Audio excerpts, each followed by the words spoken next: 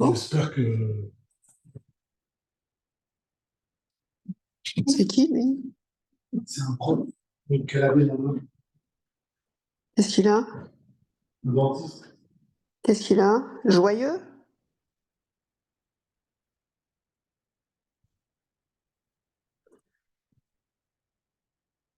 Qu'est-ce qu'il fait?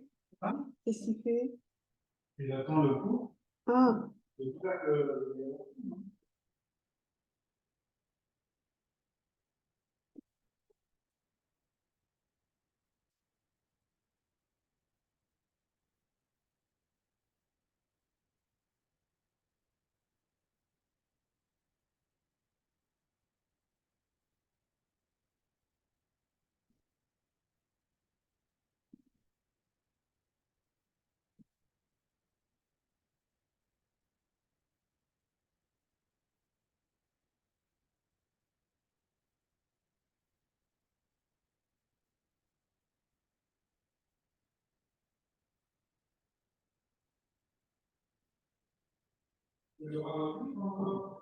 non.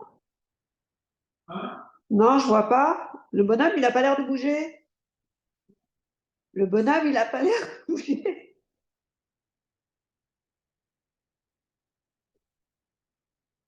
Le bonhomme, il a pas l'air de bouger. Il est sérieux?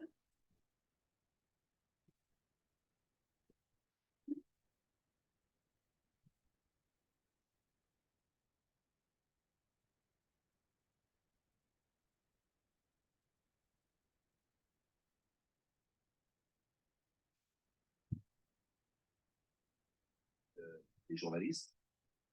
Il répond à ce moment-là aux journalistes que c'est ton droit. Présenté devant les journalistes et qui on a donné la parole. C'est leur méthode. On fait le buzz, on va, on fonce aux 4 colonnes, etc. Ouais, on va en reparler. J'entends, mais bon, c'est vous qui allez vers lui. Et moi, je dis aux journalistes, arrêtez de leur donner la parole. On a aujourd'hui des députés de Hamas au sein de l'Assemblée nationale.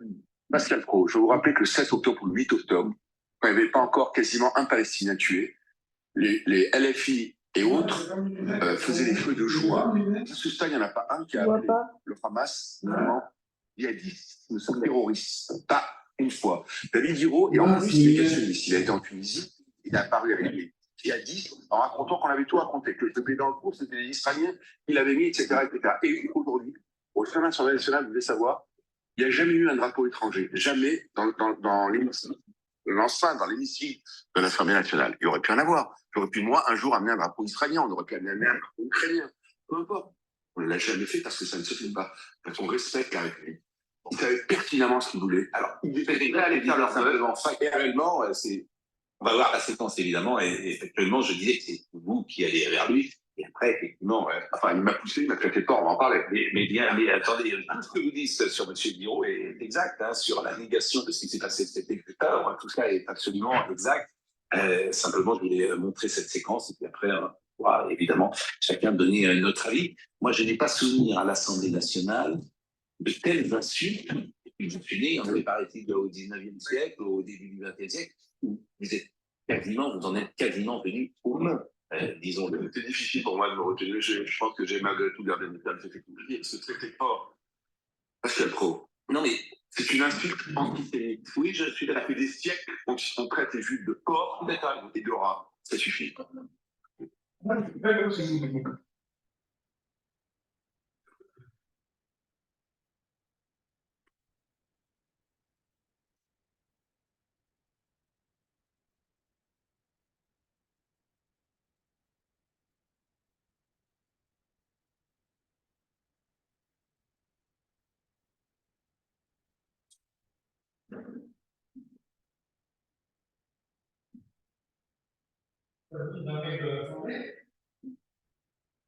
Hein? c'est pas digne d'un mec de l'Assemblée de traiter l'homme de porc.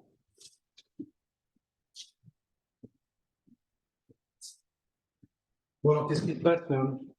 Rien pour l'instant. Le monsieur, il est chez lui, il est au cours. Moi, on est chez nous, là.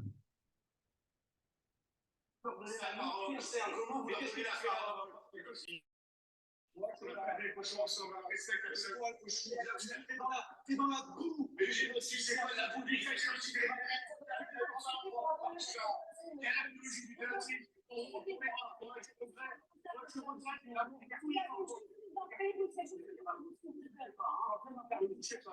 C'est qu'on appelle ça une rotonde. Ah, voilà, voilà. Un peu embauché. Véro, allez, arrête. Voilà. Peut-être ça te dérange pas. C'est bon, enfin, le cercle, le personnel, si à la rigueur, tu tiens ça. Oui, je vous l'ai dit. C'est pas ça, sinon ça me dérange pas. Comment? Ça me dérange pas que c'est en petit.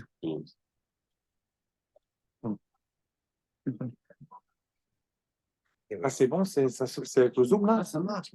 C'est le zoom ça? Oui. Ah, génial. Je pense. Tout le monde a un livre? Non, les dames, elles n'ont pas de livre. Regarde, vous avez un livre?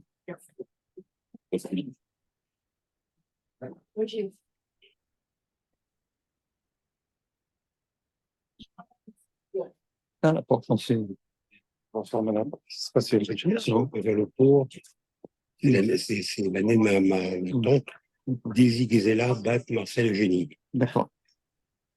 Daisy Gisela. D'accord.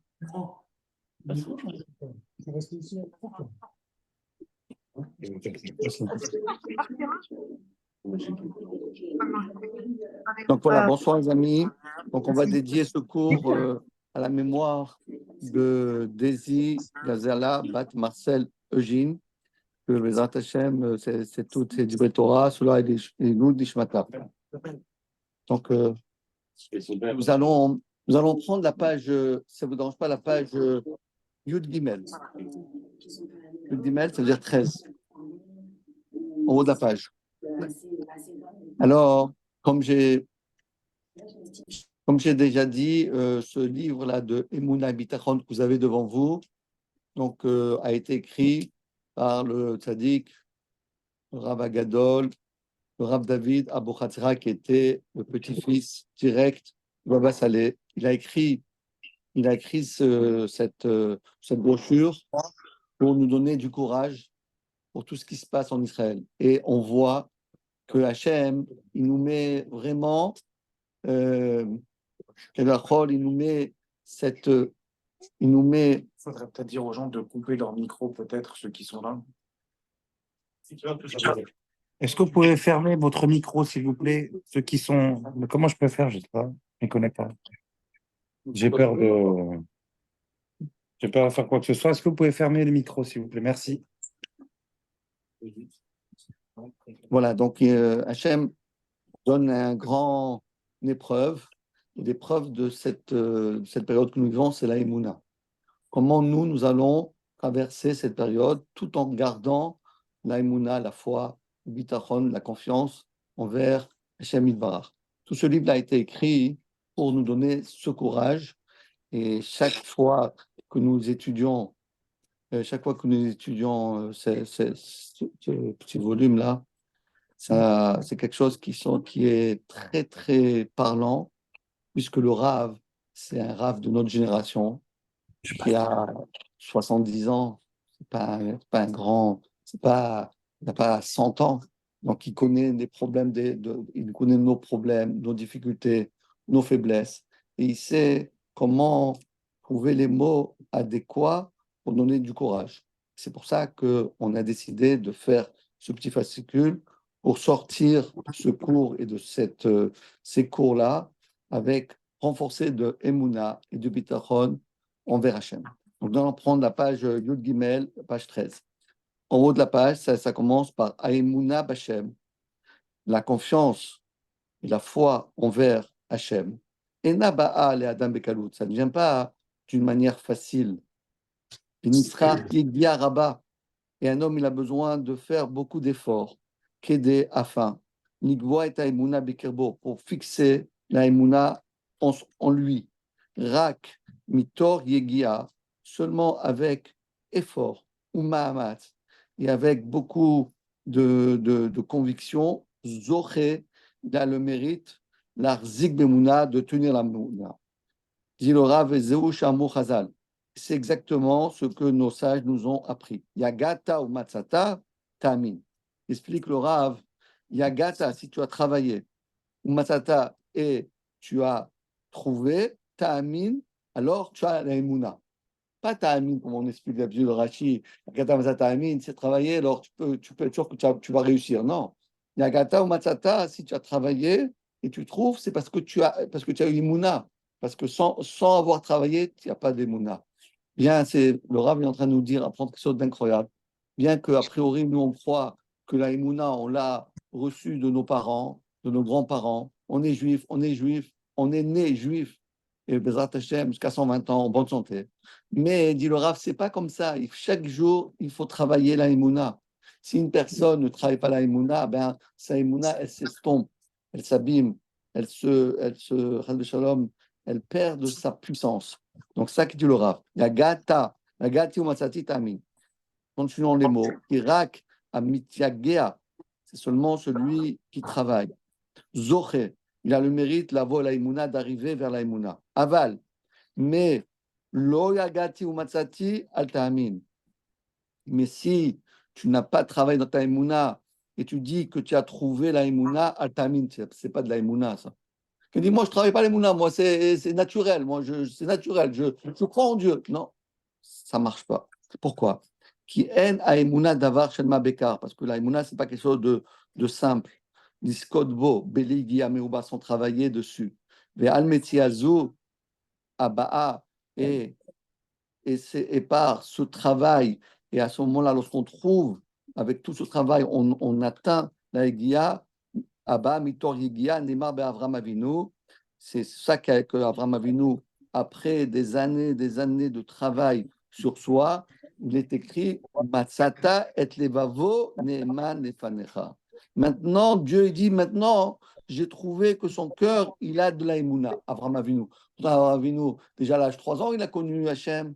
Déjà, il a été prêt à se sacrifier, se jeter dans la fournaise ardente, alors qu'Avram Avinu l'a fait à Akedat Israq. Non, c'est à la fin de sa vie que Hachem dit ah, maintenant, tu as émouna. Mais jusqu'à maintenant, c'est quoi? Non, chaque fois, on peut monter de madriga. Ça vient nous apprendre que même si des fois on se dit sur ce sujet-là, je n'ai pas vraiment l'émouna, ça se travaille la émouna. C'est quelque chose c'est une constante. Il faut travailler chaque jour encore plus la émouna, encore plus, et c'est ce que le Rav va nous donner aujourd'hui, c'est ça le thème du jour, il va nous donner des secrets, comment on peut faire pour avancer dans la émouna. Parce que la émouna, c'est très beau, mais comment on fait pour avancer?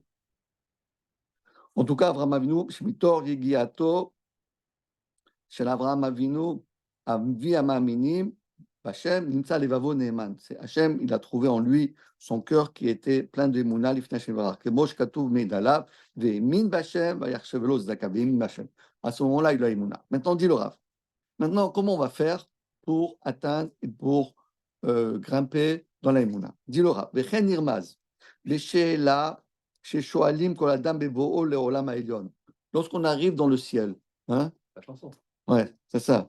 Comment on fait quand on arrive dans le ciel? Comment on fait? Qu'est-ce qu'on nous demande? Nasata v'natata be'emuna. Est-ce que tu as Nasata v'natata, si tu as fait du commerce avec emuna? Est-ce que tu as commercé? Est-ce que tu as du business avec emuna, avec droiture? Dit le Rav, c'est pas ça l'explication de cette Gemara. Parce que le Chaora, Are, Lokoladam, Asaka Bemasamadan, c'est pas tout le monde qui fait du business. Il y en a des dentistes, il y a des avocats, il y a des. C'est pas tous qui font, ils ne troquent pas. C'est pas. Adam, chez nous, c'est quelqu'un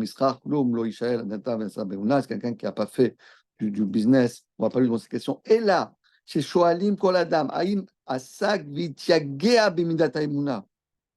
Est-ce que quelqu'un, il a travaillé comme quelqu'un, il a ouvert maintenant un commerce? Et vous savez, quand on commence un commerce, il faut avoir la tête, 100% de la tête dedans. Comment je vais pour attirer les clients et quels sont les produits que je vais mettre. Donc, c'est tout un monde. Ben, pour la Mouna, c'est la même chose. Quand on arrive dans le ciel, la première question qu'on va nous demander, est-ce que tu as travaillé ta Emouna? Nasata, Benata, Emouna, ça veut dire dans la Emouna. Kemo Yigiyat Shel Asochari Bemasa Umatan. D'accord? Qui en Emouna Nicheshet Belev Adam, qui eno sam kol masao matano bemidazu. Si quelqu'un ne met pas toute son énergie dans la Emouna, il ne peut pas atteindre la Emouna. Kederer Asocharim, c'est comme un businessman. Amanichim kol cheftsam ou mocham beiskem. Ils mettent toute leur force et toute leur sechel et toute leur puissance dans leur travail. Adavar mashul et kosmaim. Ametsuya bemam kolkar. Shim yasiar adam dato min hamaim, et bema yikifu bamaim ve'apro lekerach. C'est la même chose que si on prend un verre d'eau, on le met dans le congélateur. Si on le laisse dedans, il va congeler, ça va devenir un glaçon. Donc c'est la même chose. La Emouna, il ne faut pas la mettre au congélateur parce qu'après, elle congèle. Il faut la travailler, il faut en parler, il faut prier. On va voir comment toutes les choses qu'il va nous dire le Rav. Ok. Alors on fait maintenant la suite. Dargot Rabot. Yesh la Emouna. Voilà, maintenant, on va passer. D'abord, il nous dit le Rav, il y a plusieurs niveaux dans la Emouna. Jusqu'au moment où il ne vit et on va dire, tout son être, elle est entièrement dévouée à la Emouna. Regardez bien ce que dit là. Achtemale et kol yeshuto c'est yesh. Chayav alichotav. Motsimanu. Tadvarim betorah tonakdosha. La preuve dans la Torah qui s'écrit au moment de Kriyat Yamsuf. Ve'osha Hashem bayom ha'u vayar Israël et Misraïm vayar Israël et ayat gedola vayiru aram et Hashem vayaminu b'Hashem moshavdo. C'est Viesh Lavin. Comprends pas. C'est quand est-ce qu'ils ont commencé à croire en Dieu? Après un an, après les 10 plaies en Égypte, après d'être sortis d'Égypte, tu traversais la mer Rouge. Ah, je crois en Dieu. Mais avant, qu'est-ce que tu faisais pas? Tu croyais pas en Dieu? Et pendant les Dam, Tzfardea, Kinim, Arov, tout Pessah, tu croyais pas. C'est rien que en traversant la mer Rouge, tu as commencé à croire en Dieu. Ça veut dire quoi? Dit le Rav.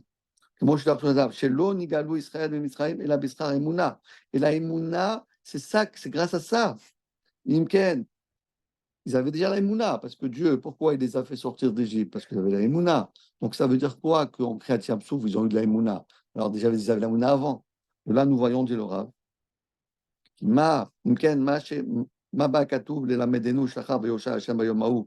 שראו ישראל את מצרים טובעים וראו את היד החזקה, אז הגיעו בני ישראל לאמונה בהשם ומשה עבדו, שנשמע מזה שעד עתה לא הגיעו לאחר. C'est ça la question.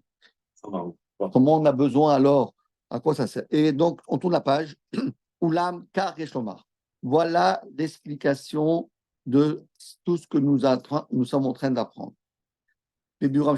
Qui be'omek asagat ha'emuna, parce que en vérité, si on réfléchit profondément dans la perception de la Emouna, Nimsa Kama Madregot. La première, mais écoutez bien, donc on va dire le Rav comment ça marche. Aïmouna Rishona, la première, j'ai la foi. La première foi, c'est quoi? Emouna Amoar. Dans mon esprit, dans ma tête, je dis, il y a Dieu, je crois en Dieu, j'ai confiance en Hachem. Ça, c'est facile. Tout le monde le sait. Mais c'est pas ça que Dieu nous demande. Les malamimenu, et ça c'est déjà plus difficile. Ou emuna alev, c'est pas avec la tête, c'est le cœur. Dainu, ça veut dire quoi le cœur? L'amshir est amuna mediata bemoar, de toutes tes connaissances que tu as dans ton cerveau, l'argishota que tu ressens dans ton corps, dans ton être. On ne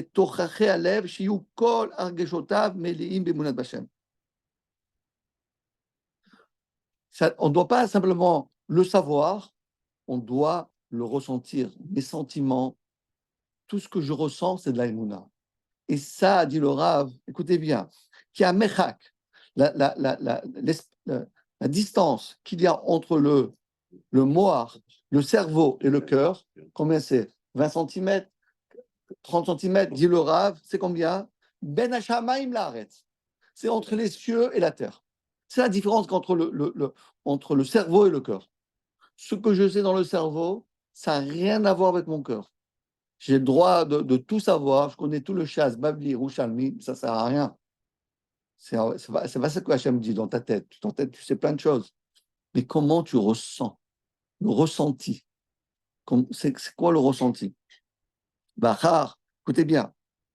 Maintenant, dit le Rav, mais ce n'est pas suffisant. On a dit d'abord, la première madriga, c'est le cerveau. Le deuxième madriga, c'est le cœur. Maintenant, même après avoir dans le cœur, donc je ressens les choses, je les palpe, ça fait partie, c'est une partie intégrale de moi-même, ça ne suffit pas. Il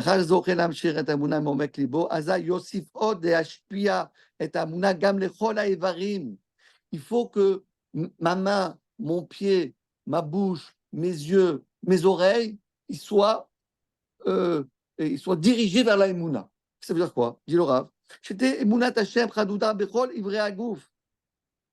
Ça doit être dans tout le corps. Les kema et akatut, kol atzmotai, tomarna Hashem, michamocha. Ça veut dire quoi?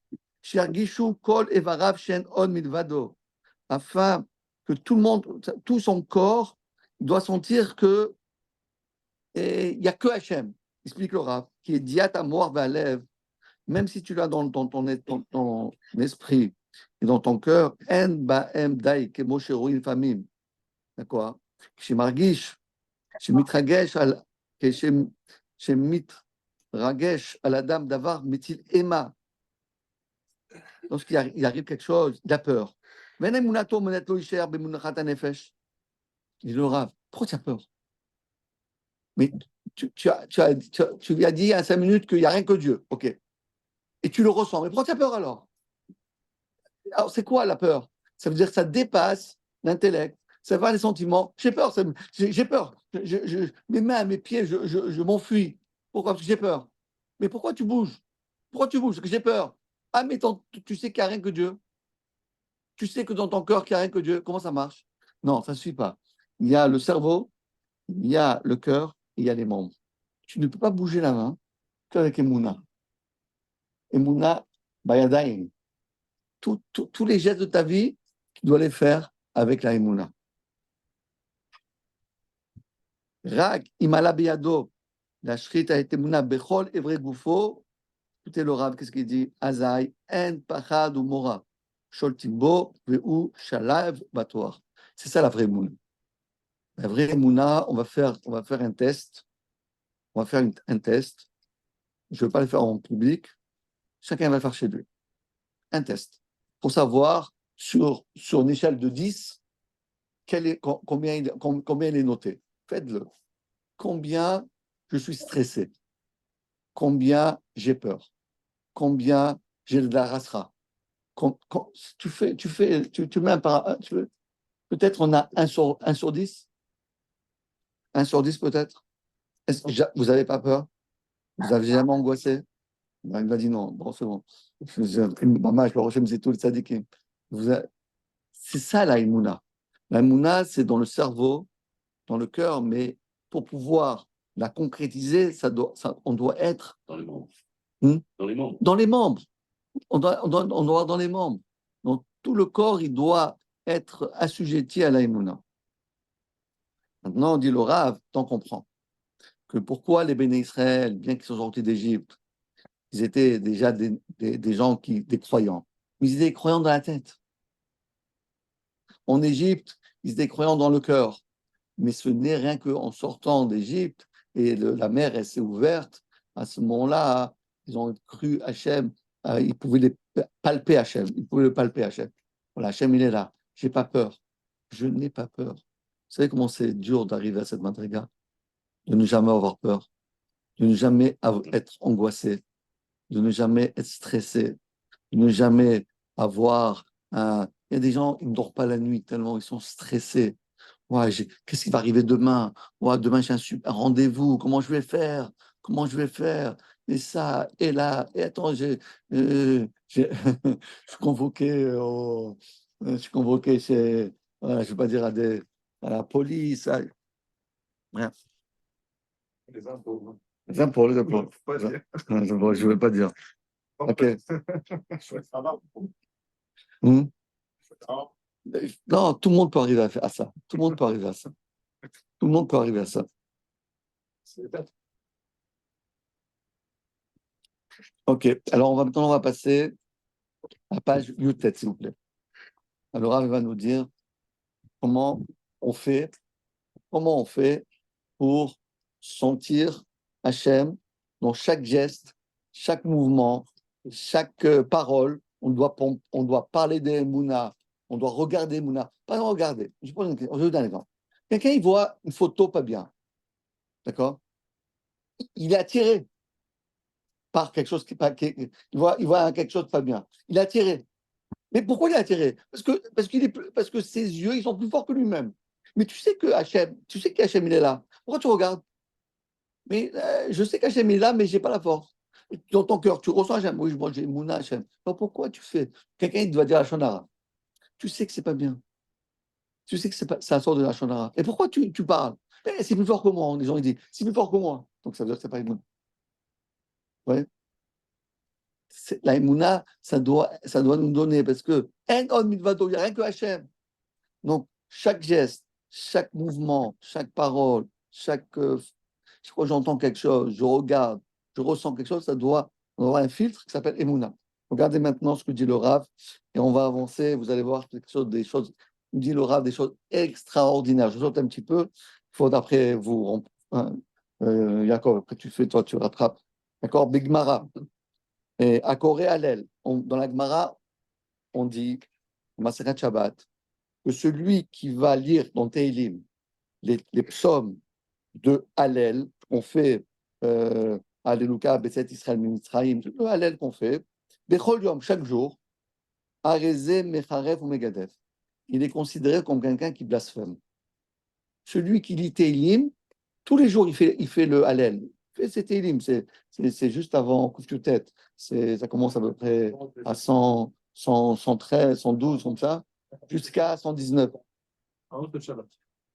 Celui qui fait ça tous les jours, il est, au lieu de donner de louange à Hachem, il est considéré d'après la Torah par Hachem comme quelqu'un qui blasphème. C'est un blasphémeur. Quelqu'un qui est Mecharef ou Megadef. Et l'Agma dit Rabbi Shmuel, pourtant demande le Rav, demande Rabbi David. Arrête, Ita Bechazal, dit le Midrash, Rabbi Shmuel, Mishum Rabbi Chanina, Kol Kilus Vekilush Israël Mekalsim, Akadosh Baruch Hu, Kadosh Baruch Hu, Yoshev Benehem, Kadosh Dirtiv, Kadosh, Yoshev, Teilot, Israël. Vata Kadosh, toi Hachem, tu es Kadosh, Yoshev, que tu es assis, Teilot, Israël, chaque fois que les bénis Israël disent des louanges. Donc si on dit Hallel, Kalbachomer, que Hachem doit nous aimer. Alors pourquoi si quelqu'un dit, si tous les jours le matin tu dis, c'est Israël, Mitzrayim, Bet Yaakov, hop, blasphémé. Quoi blasphémé? Bien Israël, Mitzrayim, je n'ai pas dit quelque chose de mauvais, j'ai dit quelque chose de bien. C'est la question. Vous comprenez la question de Rabbi David? Répond Rabbi David au nom du Meshach Orma, le Rav Amir Simcha Midvinsk. Dit, il y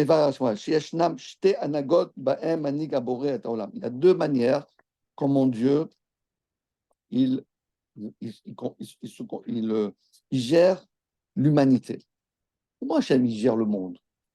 Comment Hachem gère le monde? Regarde en Israël.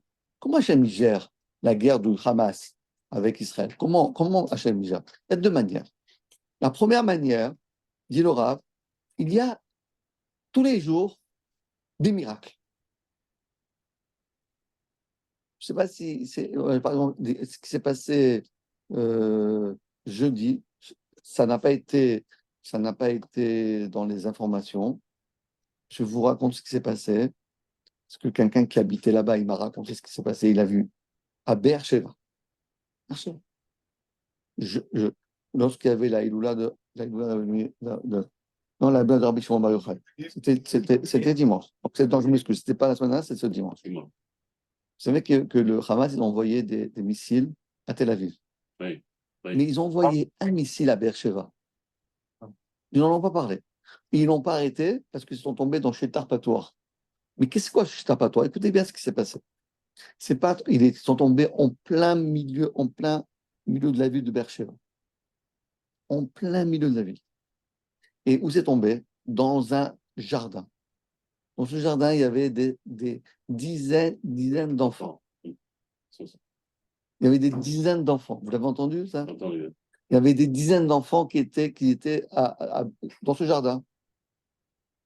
Et soudain, juste avant l'alerte de ce missile qui est tombé là-bas, il y a eu comme ça de la pluie.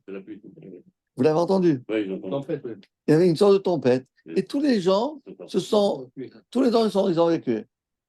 2 minutes après, le missile qui n'a pas été intercepté par Kippat Barzel, n'a pas été intercepté, est tombé dans le jardin. C'est-à-dire, s'il n'y avait pas la pluie, s'il n'y avait pas cette tempête-là, il y aurait eu, Chas v'Shalom, on ne peut pas dire, des catastrophes qu'ils auraient pu. Qu'est-ce qu'Hachem il a fait? Il a fait la pluie, la tempête, le vent et trucs, que tout le monde a eu peur et tout le monde est rentré chez eux à la maison. Et à ce moment-là, le billet est tombé. Alors d'un côté, Hachem, il fait plein de miracles, tous les jours. Tous les jours. Les soldats en Israël, ils peuvent. Moi, j'ai mon petit neveu qui est à Rafiach. C'est pas de la rigolade là-bas. Et il est rentré en. C'est mon frère à Bnei Brak, il habite à Bnei Brak. Il a comme ça presque 2 heures de film qui filme comme ça. Je ne sais pas s'il a le droit, mais il le fait quand même. Mais que des miracles. C'est-à-dire que des miracles. C'est-à-dire le temps que, vous savez, dans la mer israélien, les temps israéliens, il y a un endroit qu'avec leur RPG, là, RPG, ils ont la possibilité de le toucher. Un seul endroit. Très difficile de toucher ce char. Mais ils arrivent. Et la preuve, c'est que des fois, on perd des soldats comme ça. Mais vous savez combien de fois ils ont tiré sur cet endroit qui est fragile? Et combien de fois Hachem l'a fait? Juste le char, il se tourne. Juste la roquette n'a pas touché. Juste ça a touché, mais les personnes sont descendues juste avant. C'est rempli de miracles. Dit le Meshach Chochma. Il y a 2 manières comment Dieu il gère le monde. Une première manière, c'est les miracles visibles, qu'on peut les filmer, les miracles, comme Kriyat Yam Souf, comme les 10 plaies, comme tous les miracles de Matan Torah, etc. Mais il y a une deuxième sorte de miracle, tout naturel. Tout naturel. Redondons dans les mots. Shte anagot ba'em manig boré olam et haolamo. Yeshna anaga nisit, des miracles, shal seder haolam. V'yesh anaga bederer teva. D'ailleurs, le mot teva, ça vient du mot, ça a la même valeur numérique à teva que Elohim. Elohim, c'est midat à teva. Écoutez bien. Alors, pourquoi Hachem en fait 2? Pourquoi Hachem ne fait pas tout le temps des miracles? Ou bien tout le temps, Hachem il n'a qu'à faire des choses naturelles? Non, il nous envoie des miracles, mais les miracles, ils sont là pour nous apprendre que tout est miracle. En réalité, pourquoi Hachem nous fait un miracle? Par exemple, ce fait-là, qu'à Beersheba, il y a eu zéro, personne n'a été touché, tout le monde est en bonne santé. Pourquoi Hachem a fait ça? Pour que nous, on comprend que tout le reste, même si ça n'a pas l'air des miracles, c'est aussi des miracles. C'est ça l'explication. L'explication, elle est tout simplement, elle vient nous dire que lorsque les miracles, ce n'est pas pour le miracle. Le miracle que Hachem nous fait, et chacun il peut voir dans sa vie, chaque fois il fait des miracles. Pourquoi Hachem m'a fait un miracle? Combien de fois, presque j'allais faire un accident, j'ai été sauvé. Pourquoi? Pour nous dire que même quand tu conduis, rien t'arrive, c'est aussi un miracle. Ça aussi, c'est un miracle. C'est une manière de. Voilà comment, dit le Rav, comment on peut apprendre l'aïmouna. Comment on peut apprendre l'aïmouna? Mais moi, comment je vais faire pour apprendre l'aïmouna? Voilà le premier conseil qui nous dit le Rav. Apprends des miracles visibles pour ta vie de tous les jours qui sont invisibles et miracles. Et tu verras qu'il n'y a pas de différence entre Kriyat Yam Souf et que le matin, tu ouvres les yeux et que tu arrives à voir. Parce que c'est pas évident que la vie d'une personne, elle est tellement, tellement fragile que c'est pas évident que tout marche bien. Donc, quelque part, la meilleure manière de se convaincre et d'apprendre et de s'imprégner de la Emouna, c'est justement en faisant ce travail sur nous-mêmes, dire combien de miracles, mais ce miracle-là, qu'est-ce qu'il vient de nous apprendre? Que tout est miracle. Alors je vais ressentir, ça aussi un miracle. Il dit à sa femme, et tu as vu, ça aussi c'est un miracle. Tu as réussi à faire une bonne chouka, c'est aussi un miracle ça. Parce que jamais tu l'as réussi. Hein, pardon. Toujours tu l'as réussi. Ça part. Hein. Vous voyez ce que je veux dire? C'est quelque part de la vie de tous les jours, nous devons apprendre de faire ça. Donc, dit le Rav, c'est pour ça. Pourquoi celui qui va dire le Hallel tous les jours, c'est mauvais, c'est du blasphémé? Parce que celui qui dit le Hallel tous les jours, la même chose, qu'est-ce qu'il veut dire? Moi, je remercie Dieu rien que pour les grands miracles, les miracles visibles. Ah, ça veut dire ça? Tu fais ça? Alors, tu blasphèmes. Parce que pour toi, ça n'existe que les miracles visibles. Et pourquoi tu ne fais pas la Hallel pour tous les faits divers de ta vie? Pourquoi tu ne fais pas? Ah non, moi, ça ne se fait pas à Teilim. Moi, je loue Hachem, je remercie Hachem que pour les grands miracles. Si tu remercies Hachem pour les grands miracles, alors tu blasphèmes. Parce que les grands miracles, ce n'est pas ça que Dieu il attend de toi. Hachem, il veut que. C'est rien que, si vous voulez, c'est comme suivez la flèche. Regarde le grand miracle, regarde le miracle visible. Tu vois ce miracle visible, tu le vois, apprends de lui. Alors vas-y, va aussi comme ça. Même les choses que tu ne vois pas, c'est aussi la même chose. C'est ça que est en train de nous dire le Rav. Maintenant, écoutez bien maintenant ce que dit, on prend la page Chaf Aleph, Bazé Amarti les Faresh, et Mashi Diber Bekocho, Arav, Agaon, Akadosh, Bal Anoa Midimelech. Voilà, Jacob, Midimelech. Fils de Jacob. Voilà. Le Noah Midimelech, c'est un Rav Elimelech Melidjin, c'est un grand sadique. On a eu le srout d'aller à Legins là-bas, c'est une ville en Pologne. Écoutez bien ce qu'il dit, Laura.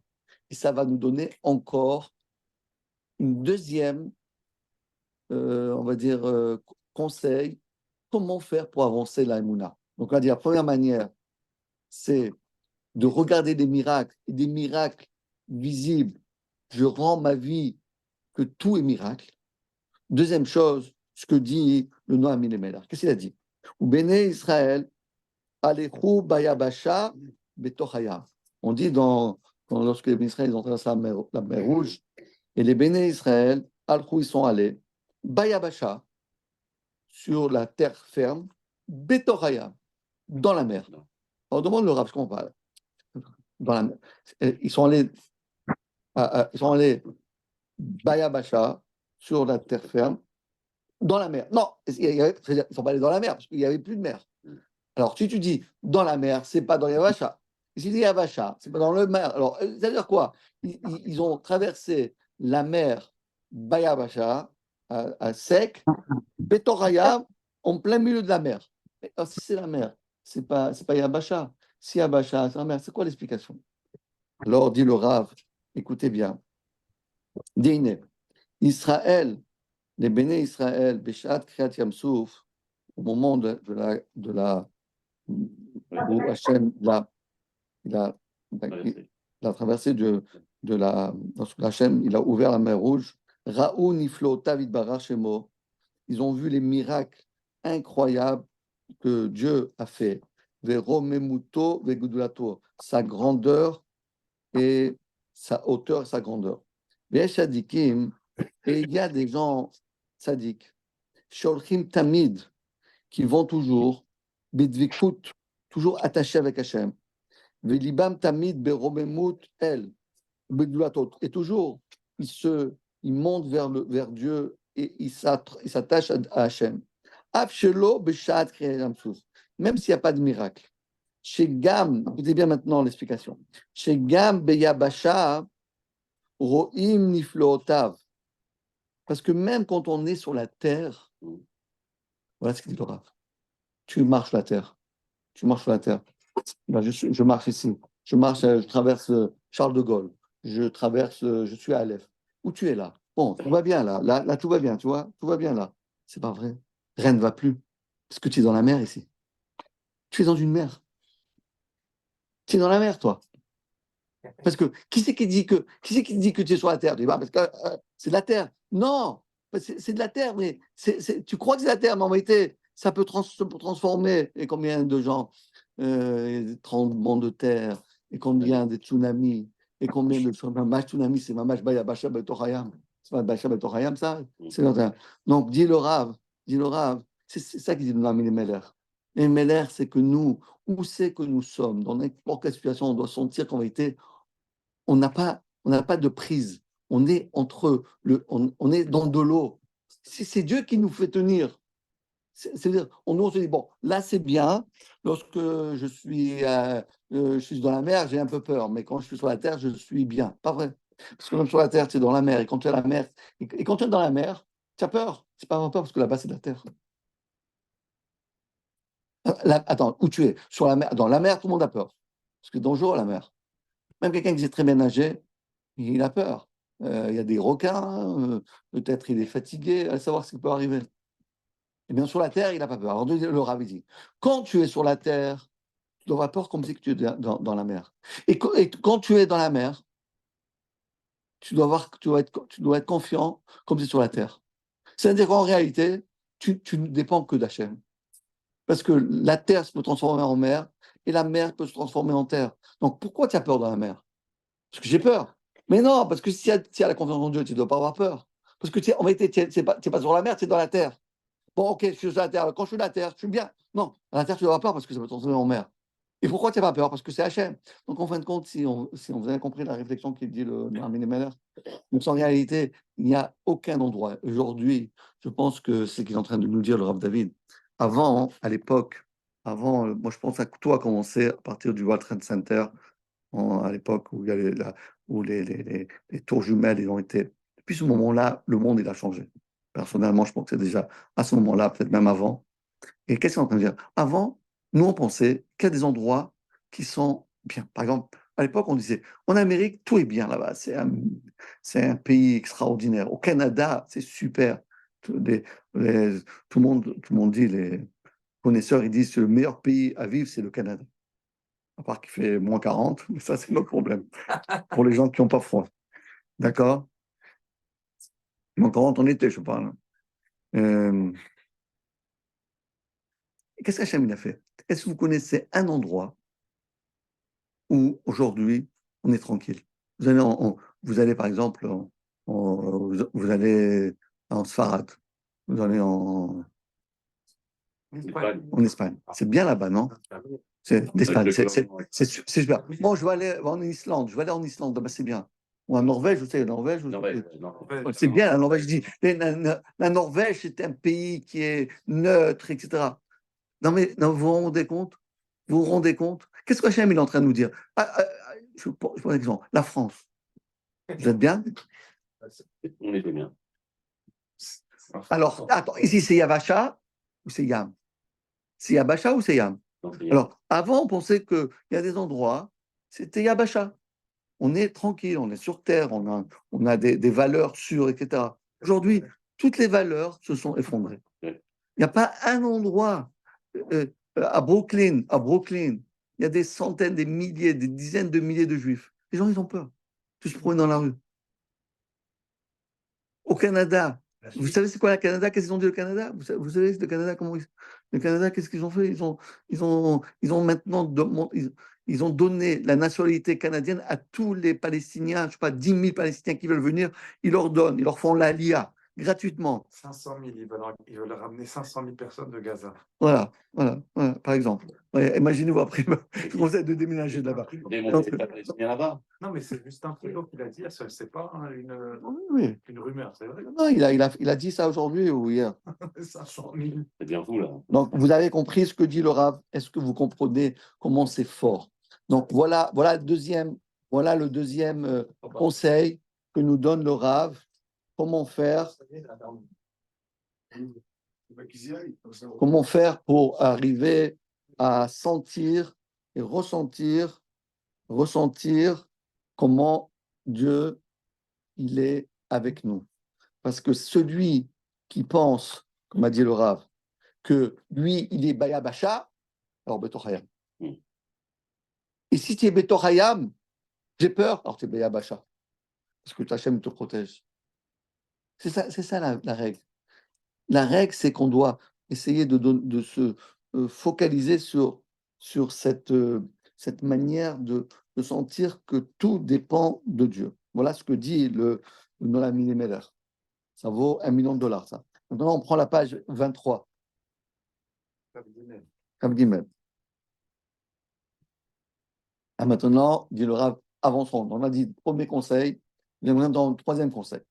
Comment on va faire pour se convaincre que, et pour ressentir, pas seulement dans notre esprit, pas seulement dans notre cœur, mais même dans nos membres, dans notre manière de voir, d'entendre, de réagir, d'agir, tout le monde doit faire. Donc, un premier conseil qu'il nous a dit le Rav, c'est d'apprendre des miracles que Hachem te fait ou que tu entends pour les miracles qui sont cachés. Deuxième manière, dit le Rav, qu'est-ce qu'on doit faire sans qu'il n'y a aucun endroit qui est sûr pour toi. N'essaye pas d'imaginer. Je vais vous raconter une histoire. Vous savez, le Rav Dessler, vous avez entendu parler du Rav Dessler? Son père, le père de Rav Dessler, il était Blainara, immensément riche. Immensément riche. Mais quand je dis immensément riche, ça veut dire qu'il faisait partie des gens les plus riches de son pays. Il habitait en Belarus. À l'époque, c'était la Russie. Et le Rav, qu'est-ce qu'il a fait? Il avait beaucoup d'argent. Il a pris son argent et il voulait avoir une valeur sûre. Il dit, comment je vais prendre des devises? Il y avait beaucoup de devises, l'argent suisse, l'argent anglaise, l'argent français, il y avait plein d'argent. Il dit, comment je vais être sûr d'avoir des valeurs, que mon argent ne va pas dévaluer? Il a dit la Russie. La Russie. Mais la Russie, c'est quoi? C'est le pays européen le plus grand. C'est la puissance mondiale. C'est le rouble. C'est en plus à cette époque-là, imaginez-vous, c'était le début du communisme, etc., etc. Donc les gens ils étaient fous. Il a pris tout son argent. Tout son argent. Il l'a transformé en rouble. Il était multimillionnaire de roubles. Sauf que, en un jour, en une nuit, le tsar, il a dévalué, il a annulé. Le Rav, c'est le père du Rav Dessler, le Rav de Dessler, il a tout perdu. Il n'avait même pas de quoi manger. Tout son argent, il a transformé en roubles et en un jour, il a tout perdu, des millions de dollars, de roubles. Tout a été jeté. Même le type, il venait avec une caisse de roubles, il ne pouvait même pas acheter un morceau de pain. Écoutez bien. Le Rav Dessler, lui, il étudiait dans la yeshiva de ce qu'on appelle Kelm. Il étudiait dans la yeshiva de Kelm. Son père lui dit, toi, maman, les enfants, ils vont mourir de faim. Fais quelque chose. On ne peut plus. Tu es à yeshiva, mais il faut que tu viennes parce que si tu es à yeshiva, c'est très bien, mais on ne peut pas. Alors, il a demandé à son fils, va en Angleterre, essaye de lancer un petit business pour que tu aies un peu d'argent et tu nous envoies chaque fois un peu d'argent pour papa et maman et les enfants qui n'ont plus vie parce que j'ai tout perdu, il n'avait plus rien. Il devait mettre tendre la main pour pouvoir ramasser de l'argent, pour pouvoir se nourrir. Et le Rav Dessler est parti à Londres. Il est parti à Londres et il a travaillé dur pour que ses parents puissent se relever de cette. Et qu'est-ce qu'il était? Il était rabbin. Donc, il est devenu rabbin à Londres. Il avait une communauté à Londres. Et il gagnait ce qu'il ne gagnait pas grand-chose. Il donnait tout son argent à ses parents pour pouvoir venir aux besoins de ses parents. Écoutez bien l'histoire. Et donc, bon, c'est bon. Et puis, les années passent. Donc, chaque fois, il envoyait tout son argent à ses parents. Et un jour, le Rav Dessler, on lui a demandé, il dit, pourquoi tu restes à Londres et tu vas être rabbin Erad? Tu sais quoi, tu n'as qu'à venir à Gateshead. Tu vas venir à Gateshead. Et là-bas aussi, on va te donner la même somme. Mais seulement là-bas, tu vas voir une aura pas possible. Donc il est passé à Gateshead. Quelque temps après, le Rav de Ponovitch, il lui a dit, mais pourquoi tu restes à Manchester, à Gateshead? Tu sais quoi, tu n'as qu'à venir à Ponovitch. et tu vas devenir le plus grand mashgiach de tous les temps. Et tu vas devenir le mashgiach, tous les livres qu'on connaît aujourd'hui, Mirtam Eliyahu, c'est la base de chaque juif, doit savoir ça. Et d'où ça vient ça? Et il est parti à Ponovitch, entre-temps, ses parents sont niftar, parce qu'il était âgé, et est devenu le fameux Rav. Regardez comment ça se passe. C'est-à-dire quelqu'un a tout perdu. Il a tout perdu. Qu'est-ce qu'on va dire? Aïe, aïe, aïe, je suis dans l'eau. Mais Hachem, mais c'est pas vrai, tu n'es pas dans l'eau. Tu es dans la terre.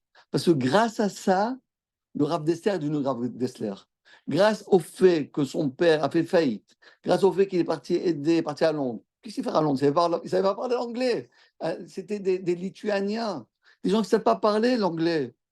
Et grâce à ça, il est devenu rabbin en Angleterre. Il a appris l'anglais. Après, il est parti à Gateshead. Et après, il est parti à Ponovitch. Et aujourd'hui, il n'y a pas un cours de Hashkafa qui n'ait pas été basé sur des paroles du Rav Dessler. Donc, de la faillite du père de Rav Dessler, on a des orchés. Aujourd'hui, il n'y a pas une personne parmi vous et parmi tout le cas d'Israël qui ne connaît pas le Rav Dessler et qui n'a pas appris quelque chose du Rav. Et donc, grâce à une faillite. Voilà ce que dit. Bayabasha, Betochayam, Bayabasha. Betochayam, Tacha. D'accord? Maintenant, Rabotai, on a dit la page 23. Écoutez, la troisième chose que je veux vous le dire, écoutez bien ce que dit le Rav, quelque chose d'incroyable. Alors, c'est la page 23, c'est ici. Hein. Moi, j'ai souligné en jaune, c'est pour ça que je connais tout. C'est pour ça que c'est plus facile pour moi. Regardez bien. Il dit Azou, Af I Ikar Bemuna, Beni Gashmiut. Écoutez bien. Chez Af, Inidme l'Adam, chez Shlo Kol Sorko, Im Kolze Iskol Itpalel Tamit Shuchal Enot Baem. Dit le Rav, voilà ce qu'il faut faire. Voilà un troisième conseil. Comment pouvoir accéder à l'Emouna.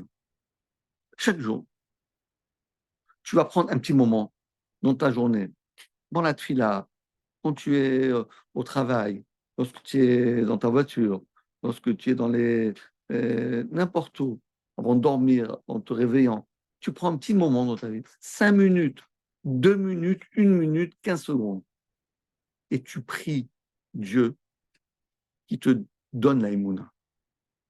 Prie. Hachem donne la Emouna. Même si on fait tous les efforts possibles, sans que tu ne demandes pas à Hachem qui donne la Emouna, tu l'auras pas. Tu ne peux pas avoir la Emouna sans que tu l'avoir demandé. Tu dis, ouais, mais moi je l'ai. Demande à Dieu. Pourquoi? Dis Laura, pourquoi? Iskor tamid itpalel shiuchal not mehem. Viamin, écoutez bien. Shim ratson abore. La karat menu et parnasato mezono yuchal ou la kartam berega kemimrecha de shalom vezouish lemuta emuna. Il dit le Rav, parce qu'il faut savoir une chose. Même les choses qui nous appartiennent, comme on vient de raconter il y a un instant, les choses qui nous appartiennent, ça c'est à moi. Ça c'est à moi. C'est à moi. Mais ça veut dire quoi? C'est à moi ça. Même ça, tu peux le perdre. Même ça, tu peux. Tu peux le perdre. Ouais. Il n'y a rien qui nous appartient. Oui. Ce qui nous appartient, c'est la Emouna. Parce que la Emouna, personne ne peut nous l'apprendre. Je vais vous raconter une histoire. On raconte que, parce qu'on parlait de l'Espagne, parce que tu vois, ils sont revenus à l'Inquisition, les Espagnols, ils n'ont pas changé. Ils n'ont pas oublié. Le Shoret Neshama, c'est au fond d'eux-mêmes. Bon, et écoutez bien, à l'époque de l'Inquisition, Marché Mam, ils leur proposaient aux gens deux possibilités. Ou bien d'épouser la religion chrétienne, Israël, première possibilité, ou bien de mourir sur le bûcher avec des supplices. C'est même pas, on peut imaginer des supplices qu'ils ont fait les Espagnols aux Juifs. La roue, c'était affreux, affreux. Troisième possibilité, on leur proposait, partez. Et ça, c'était rien qu'un petit moment. Après, ça n'arrivait plus, les frontières ont été fermées. Partez. Écoutez bien, c'est une histoire, une vraie histoire qui est très. Encore une fois que je la raconte, j'ai les larmes aux yeux, tellement c'est une histoire, mais pour montrer c'est quoi la Emouna. Bon, alors, il y a les maranes, il y a eu des centaines, des milliers de gens qui ont été brûlés brûlés vifs dans le bûcher, c'est des Mamad Tzadiké, les Sod Olam, qui ont été Mekadesh Shem Shabbat, ils ont fait la plus belle mitzvah qu'ils pouvaient faire. Il y a un troisième sort de gens qui sont partis. Alors, il y avait une famille qui ont pris une embarcation. C'était lui, sa femme et 2 enfants, un garçon et une fille. Et ils sont partis. Ils étaient très riches, etc. Ils ont tout abandonné, toute leur richesse, ils sont partis. Et ils ont commencé à prendre le bateau. Où aller, comment aller. Ils n'avaient rien, ils ne connaissaient pas les chemins. Et la mer, vous savez, la mer, elle dépend du climat. Des fois, elle est houleuse, des fois. Bon, ils ont pris et voilà que la mer commence à s'agiter. Et le papa, il tenait le bateau, il essayait de le maintenir, le bateau, etc. etc.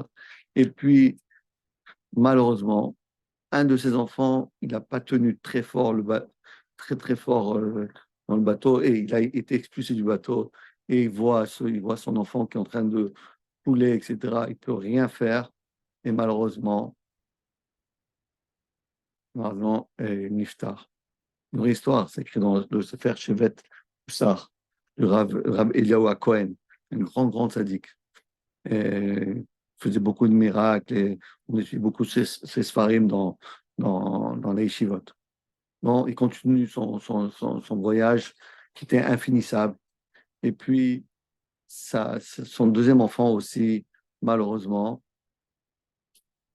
aussi, il décède.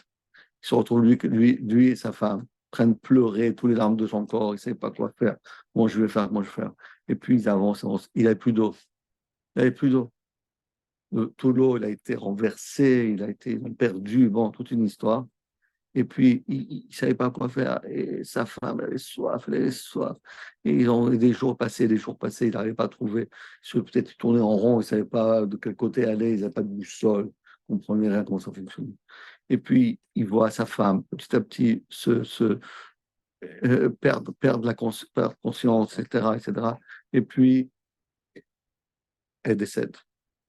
Et lui, il continue en train de pleurer tous les larmes. Et il commence à pleurer.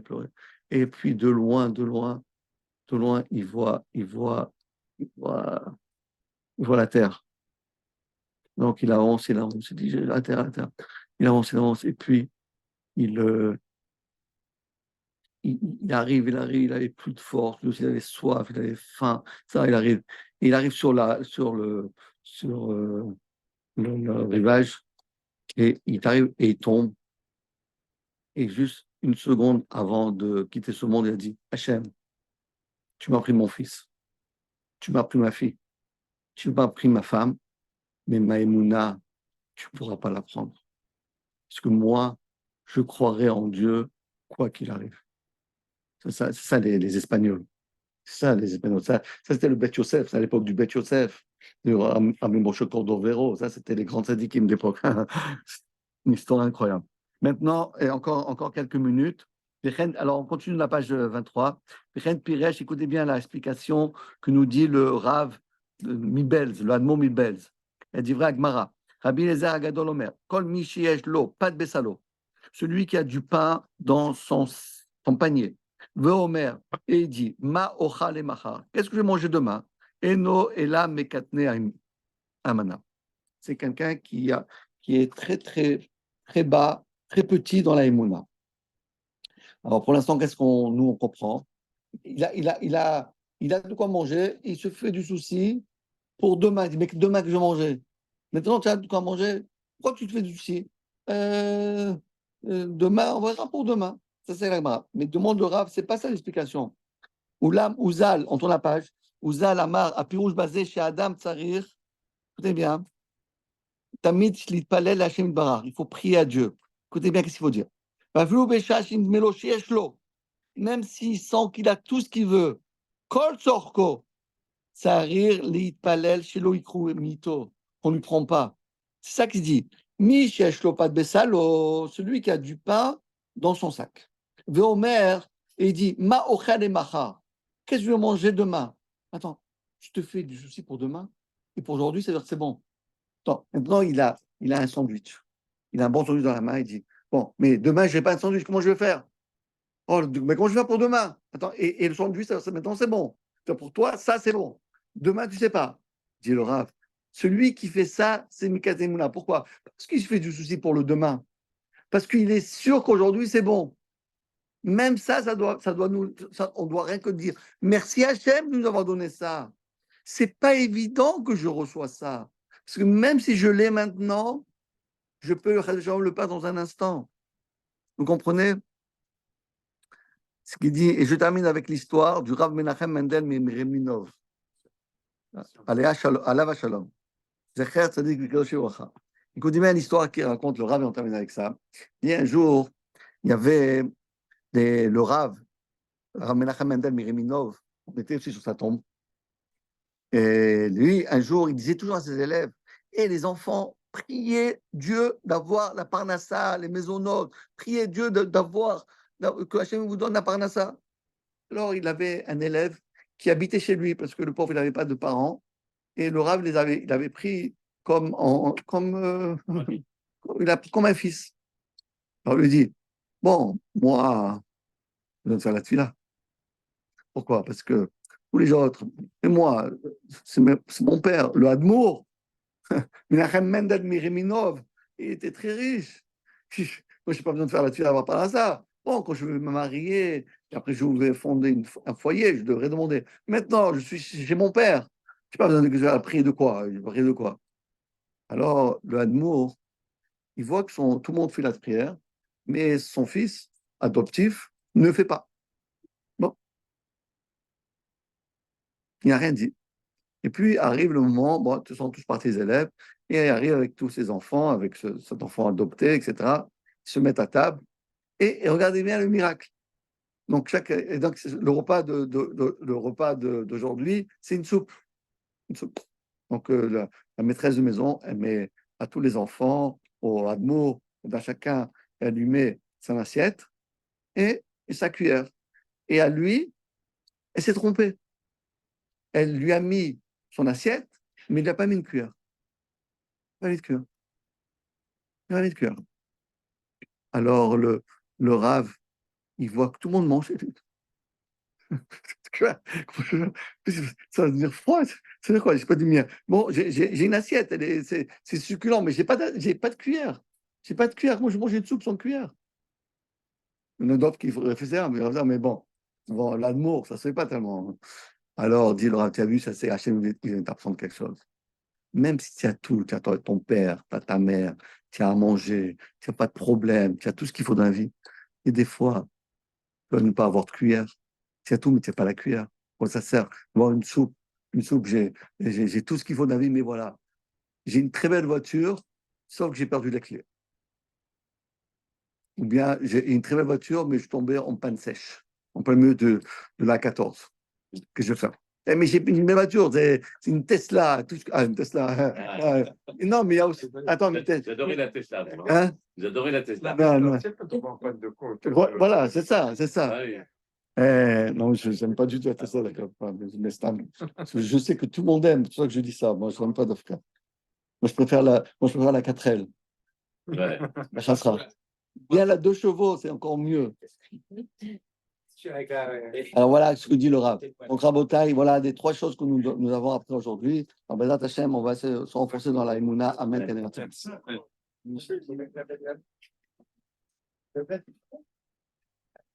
Comment ça va bien?